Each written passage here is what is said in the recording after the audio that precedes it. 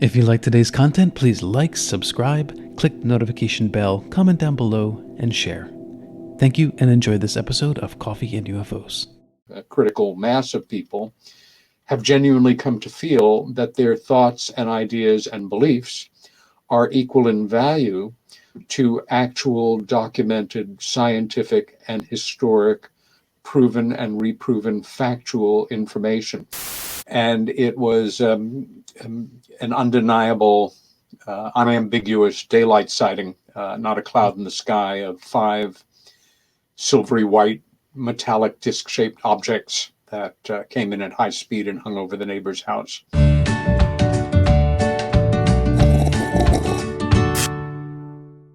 That is a cup that my sister had made for me with a wonderful photo from the 1970s of our mom and dad. Oh my God, that's beautiful. Isn't it? It's just the best. Well, welcome officially to Coffee Thank and you. And this is Peter Robbins. He's been on Paranormal Now. He is a ufologist. He is a wonderful human being, and I love chatting with him. So we're grateful to have him on Coffee and UFOs. So I'm glad to be back on the air with you, Alan. Thank you. So the first question is, have you, Peter Robbins, seen a UFO? The answer to that is yes. And what was that experience like? I had an extraordinary childhood sighting with my sister Helen, growing up on Long Island, although like you, I am, I was born in Queens, New York. And it was an undeniable, unambiguous daylight sighting, not a cloud in the sky, of 5 silvery white metallic disc-shaped objects that came in at high speed and hung over the neighbor's house at a time in my life in adolescence when, as the ultimate nerd, I was dealing with enough issues, as not to mention puberty. And I never really, as a child, thought much about the UFO phenomena, except regarding the wonderful bad B movies that I'd get to see on the weekend sometimes with my geeky little friends. But what I did understand about the subject was that ridicule was attached. And after we had this sighting event, I managed, as people do when they're unable to deal with an experience in life, to repress the memory. Sadly, most people with repressed memories have them with more conventional and far more tragic or sad events in their life. But I put this one under the can, under the lid, so to say, and it did not come back for over 14 years, with one exception, my very first LSD trip, in the interest of full disclosure, in the roaring 60s, and then was repressed again. Anyway, I had that experience. I remember camping out in Maine in the late 60s, seeing what I thought was a weather satellite, boring little thing clicking away, and then it made a turn. And we don't got stuff that does that. I had another sighting in 1989 in Maine at the end of a season of working in summer stock, which was a little more dramatic, with a colleague who has witnessed it also and quite freaked out. But the other main event that I had was in February of 1988 in Suffolk, England, beginning a long-term investigation of an important UFO incident that had happened in the area. And that's a night I'll never forget. Otherwise, though, I'm not like some people who have far more and more dramatic sightings and incidents, but those are mine. Yes, but how did it affect you psychologically or emotionally? Did it change the trajectory of your personality, who you are? Ultimately, it had a tremendous effect on my life. When the memory reemerged, it did it with a vengeance. I could go into the whys. I think it reemerged when it did in the mid-70s, when I was a young painter with living in Chinatown in New York City, living, eating, and breathing the New York art world, and having no other intention but to be a serious part of it. And that memory returned. And that was so upsetting to me that I thought I must be going crazy. My logical mind, at a time when I don't even think the phrase repressed memory or repressed memory syndrome was part of the lexicon, kept struggling with how could anybody ever forget an event like that. And I finally calmed down and realized I only had one shot at verifying it, which was to speak with my sister. We were very close for all the years she was alive, and more than most brothers and sisters, very close friends, both artists, writers. Helen was a brilliant musician and a gold and platinum record award-winning singer-songwriter. Who at the time was living a mile or so north of me in the East Village as a struggling poet, right before she broke into music. And I called her, having thought out what I should say beforehand, and essentially said, I've remembered something from childhood, and I need to know what you remember, if you remember. But I am concerned that if I simply tell you what I remember, you'll say yes or no, and I will never know in my heart whether it's accurate. So let me set the scene. And I started to talk about the time of year, the time of day, the weather, where we were standing in proximity to each other in front of the house that we grew up in. And she stopped me mid-sentence and said, I know what you're talking about.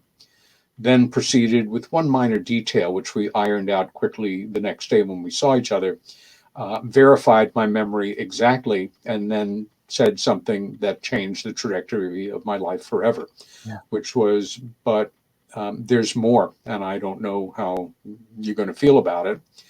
And then proceeded to tell me what at the time was the most shocking thing anyone ever told me in my life. But now I've literally heard hundreds of times around the world from so many assorted witnesses and experiencers, clear flashes of never forgotten memory. She never forgot it. She just honored the understanding that I never wanted to talk about it from that point on until I brought it up, of being taken, literally leaving the ground, entering into one of these things, being walked through a curved metal hallway by, and this is many years before the term gray became part of the language of UFO studies, beings that she said in my 12-year-old mind, I described them as little doctors with big heads and big black eyes who talked to me in my head, and one very tall one who seemed to be the leader, and memories of being on the table, etc. And again, we were very close friends and very close siblings. I knew innately that she wasn't lying, even though I had never heard anything like this in my life. In fact, the only case that was respected and studied and well known at the time for those that followed such things was the Betty and Barney Hill incident, which happened in '61 and then became public in '65, which my life certainly didn't pay any attention to. But that afternoon, I became obsessed with the subject of what had happened to my sister.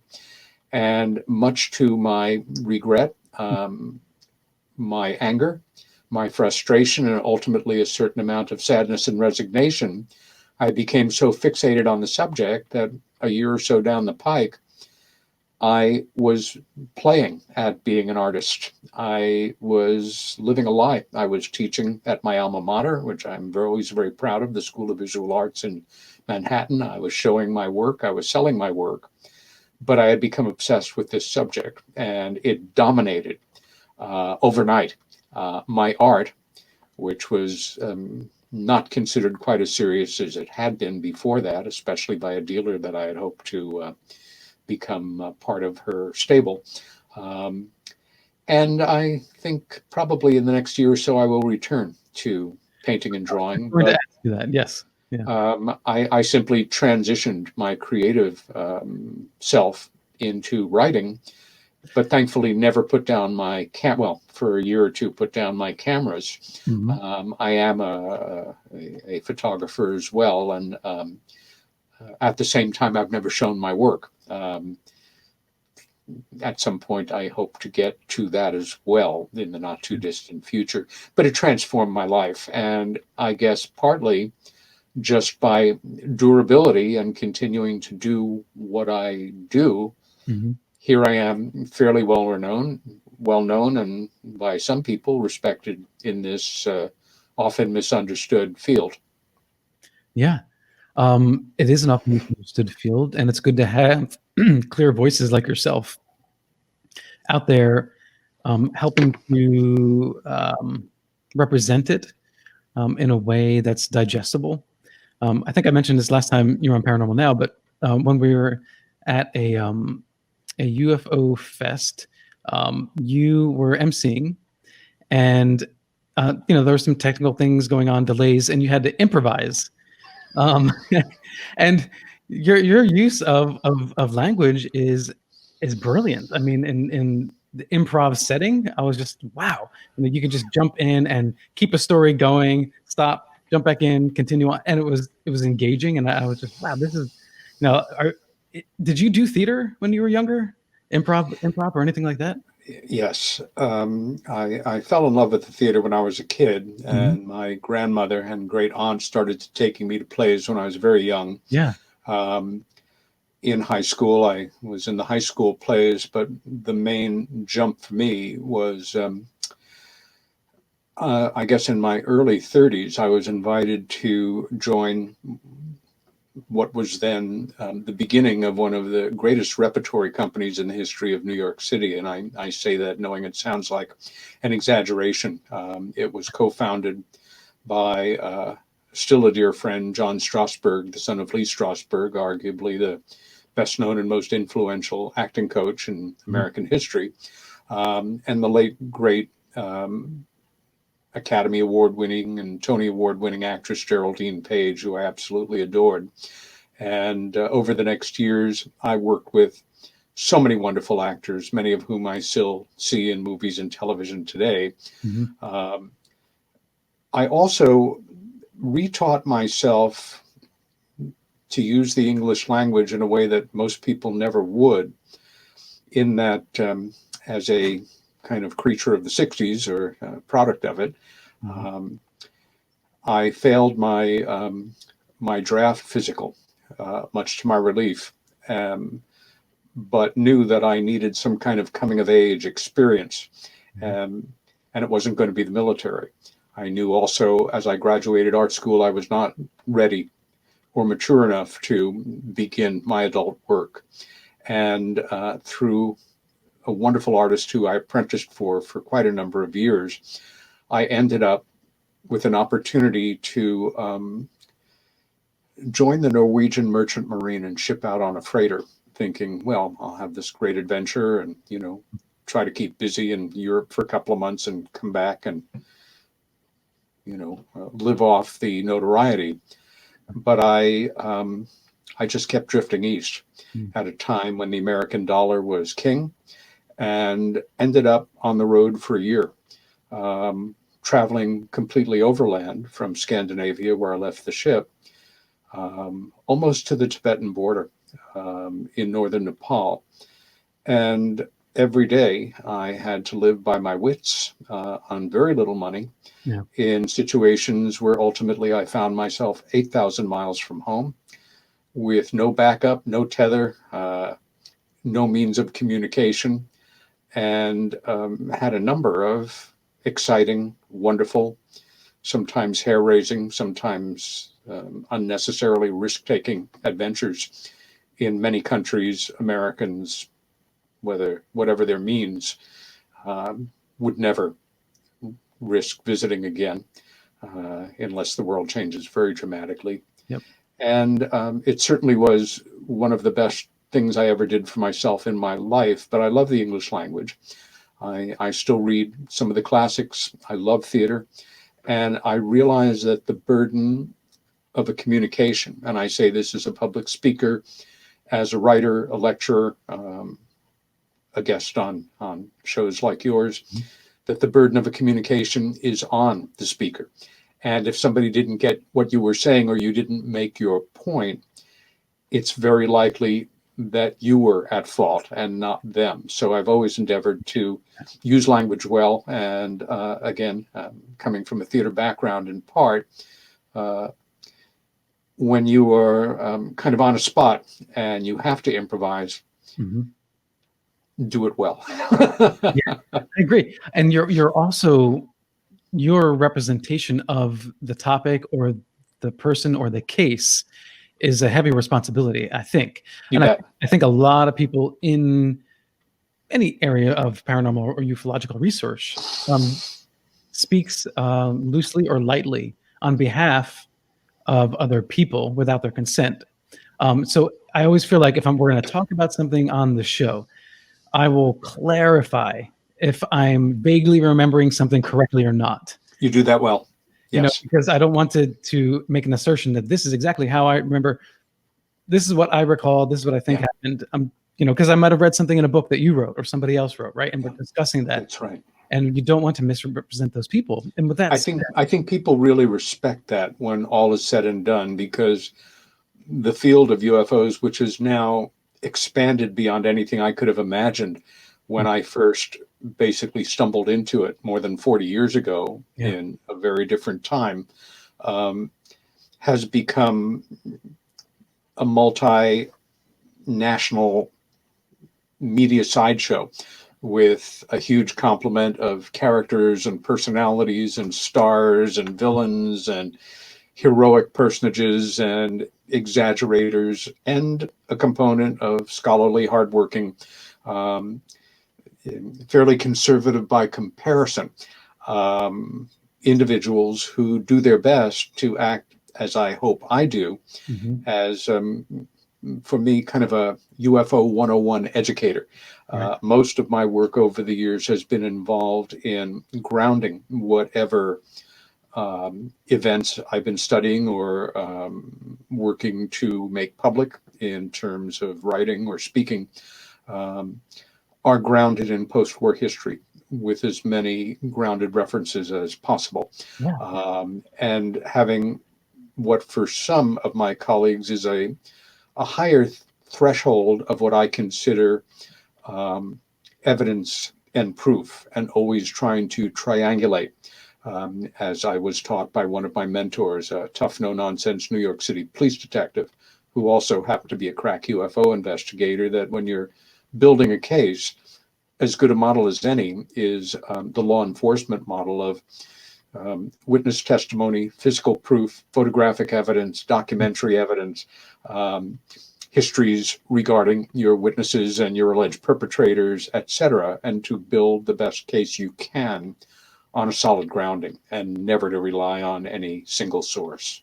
Have you had a chance to see The Secret of Skinwalker Ranch on the History Channel? I have not yet. No, I haven't. Normally I wouldn't recommend those types of shows, but I think, and Chase Klutsky and I were just talking about this on the show recently, I think that they're doing a really good job with using scientific equipment, measurement, qualified personnel. It's an extraordinarily important location with a myriad of incidents going back certainly a long ways. Well documented, as you know, and also some of the claims and documentation have been less than sterling for me, but it is arguably one of the most important location-based cases that has emerged in modern times in America, certainly. Right. So with all that said, what do you think should change in the world of ufology, and what is the future of research?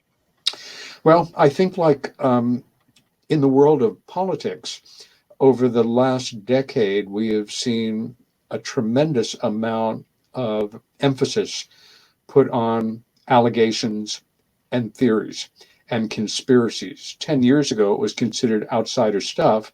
Now it's more or less mainstream. And what troubles me the most is a healthy component of the American public, certainly a critical mass of people, have genuinely come to feel that their thoughts and ideas and beliefs are equal in value to actual documented scientific and historic, proven and reproven factual information.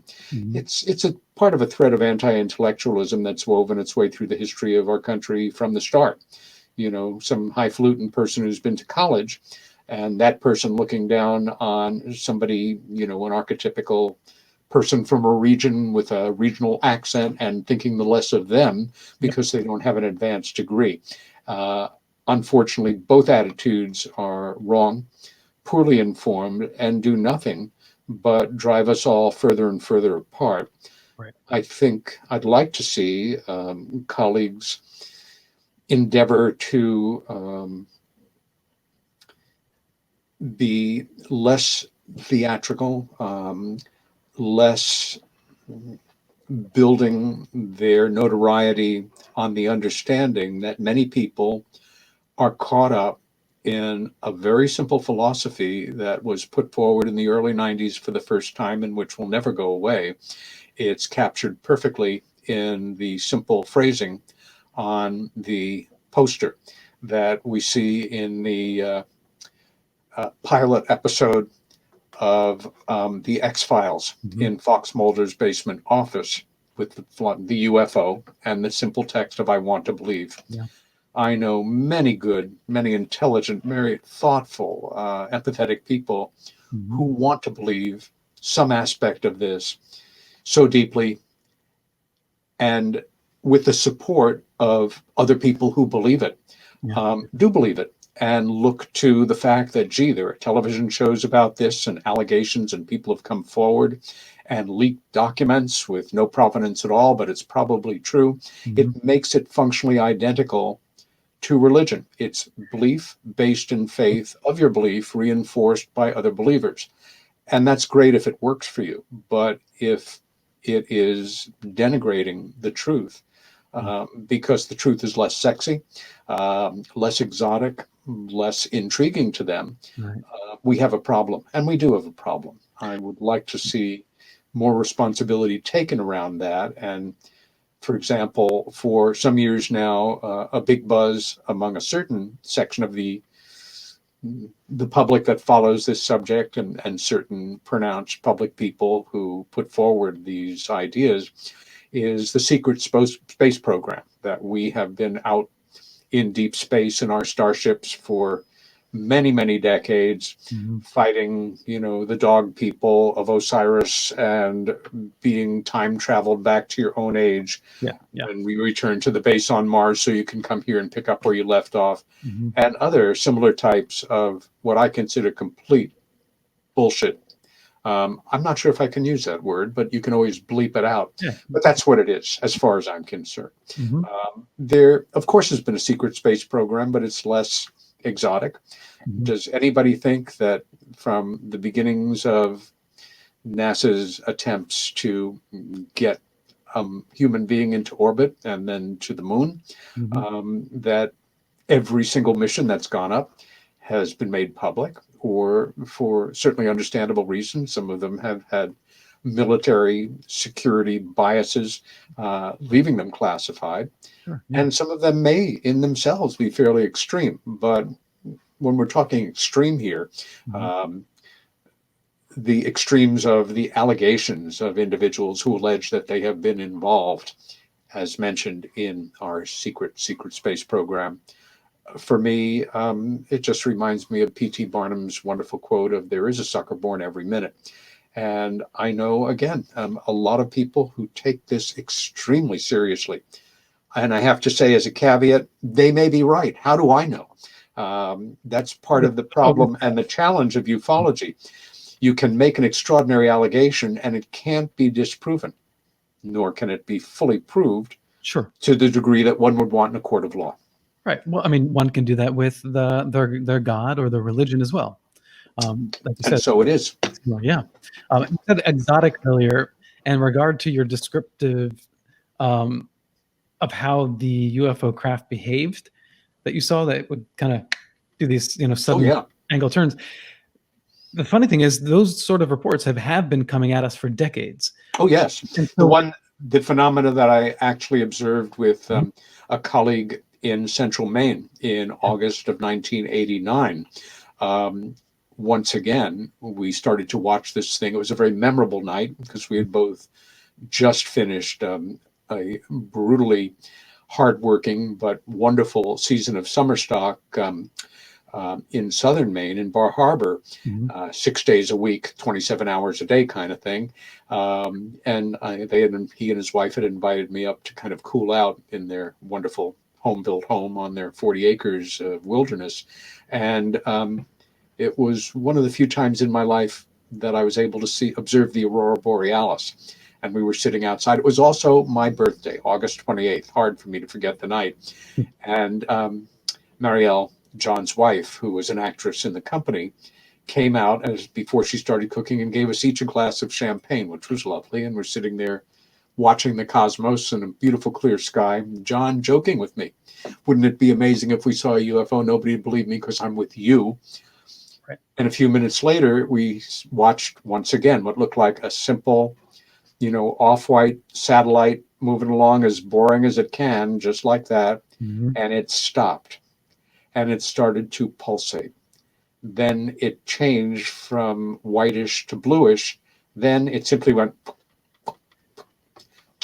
and it was gone. And I was shocked. John was dramatically shocked.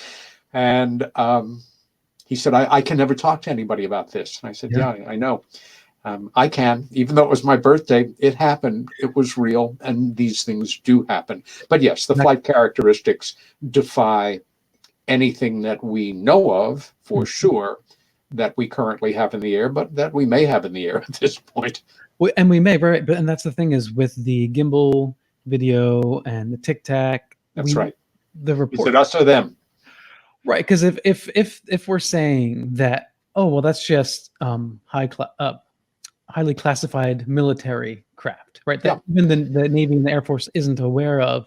That doesn't explain how those craft are behaving exactly the same they were 75 years ago. No, and it doesn't exactly. It doesn't explain Kenneth Arnold's famous sighting that basically set in motion the modern age of UFOs on June 24th, 1947.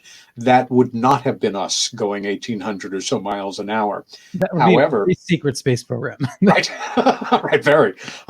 You have brought up a very important point, and it necessitates me to say that I have always felt, as I've studied this, that the majority, if not the great majority, of observed phenomena that are reported as truly anomalous UFOs are not truly anomalous and are explainable in one even extremely conventional, if not conventional way or another, to the point where, well, to quote a mentor, a colleague, and a dear, dear friend who we lost last year, Stanton T. Friedman, certainly one of the most respected and most beloved people in UFO studies, a retired nuclear physicist. If I'm off on this, it's by a word maybe. The question is not, are UFOs, what we now call UAPs, unidentified aerial phenomena, the question is not, are UFOs advanced technology from parts unknown under intelligent control? The question is, has one ever been? And the answer to that is an overwhelming yes. Overwhelming yes. Yeah. Right. Well, thank you so much for doing this with me. Yeah. So, anything coming up that you want to share with everyone out there? Any? I mean, obviously with COVID, everything's been canceled. There would have been things coming up. Are you doing a virtual? Yes, I've done a few, and I'm open to more. I'm not hard to contact or find. I'm glad to do library talks or talks for UFO or other groups, interactive as possible. Right now, still uncanceled, hopefully, although who the hell knows. One of my favorite UFO events is the Exeter, New Hampshire annual UFO festival and conference in beautiful Exeter, New Hampshire, which kind of is a location famous for two extremely important events. The incident at Exeter, a wonderfully well-documented and multiply observed UFO landing, and the Betty and Barney Hill incident that happened nearby. It's one of my favorite events and one that I'm most proud of because I'm a co-founder of it. And because it's brilliantly managed each year, and each year it's continued to grow, and now it's a full weekend rather than as it started as a day-long event, with great stuff for kids and wonderful conference for non-kids or some kids. But it's managed by the local Kiwanis, and every cent beyond expenses, honorariums and travel and lodging for the speakers goes to Children's Services of Greater Exeter, New Hampshire, which is something we're all very proud of. Yeah. I was scheduled to return to the UK for the first time in some years to speak at a conference in Hull this September, which I was very much looking forward to, but has been rescheduled for the summer of next year. Okay. So I certainly hope to return there. Otherwise, I would have hoped to have a list of things for you, but ufology is on shutdown to a great degree, as is the rest of the world at this very challenging time for all of us. All right. Yeah. And I imagine the next summer is going to be packed with events, because I feel like everybody's like, well, we'll just do it next summer. Well, one sure hopes so. I hope so. I do. Beat this thing back enough this year that we don't have to address it nearly to the degree that we might otherwise have to next year and in the future. Yeah. Here's hoping. All right. Well, cheers. Peter Robbins, thank you so much for joining us for Coffee and UFOs. My pleasure, Alan. Always good to be on with you, and my best to you and your wife. Stay safe and give my regard to Queens. Thank you for joining me for another episode of Coffee and UFOs. For show updates and more, please follow me on Twitter at paranormal_